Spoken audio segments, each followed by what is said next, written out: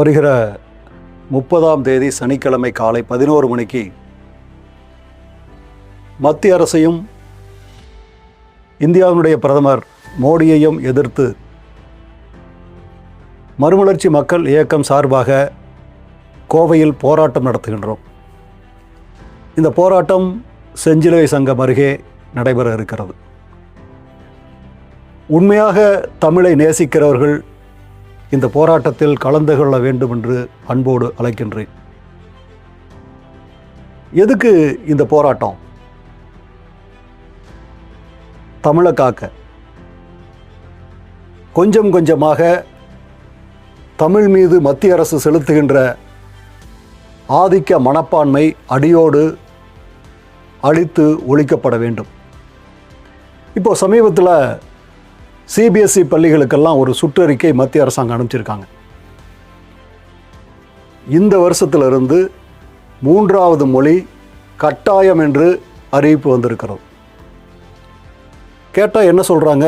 தேசிய கல்விக் கொள்கையில் இதை சொல்லியிருக்கணும். நரேந்திர மோடி அவர்களே, தேசிய கல்விக் கொள்கையினுடைய அடிப்படையில் மொழிக் கொள்கை என்ன சொல்லுதுன்னா, 1ஆம் வகுப்பிலிருந்து 5ஆம் வகுப்பு வரைக்கும், குறைஞ்சபட்சம் 5ஆம் வகுப்பு வரைக்கும் தாய் மொழி வழி கல்வி அப்படின்னு சொன்னீங்க. தர்மேந்திர பிரதான் அவர்களே, மத்திய கல்வி அமைச்சர் அவர்களே, நரேந்திர மோடி அவர்களே, இந்த வருஷம் தமிழ்நாட்டில் சிபிஎஸ்இ பள்ளிகளில் எந்த பள்ளியில் 1ஆம் வகுப்பில் தமிழ் மொழி வழி கல்வி இருக்குது? அப்போ தாய்மொழி வழி கல்வியை தமிழ்நாட்டில் கொண்டு வராமல், இந்தியாவில் எந்த இடத்துலையுமே தாய்மொழி வழி கல்வியை கொண்டு வராமல் 3 மொழி திட்டத்தை மட்டும் திணிக்கிறீங்க. அப்போ உங்கள் நோக்கம் என்ன?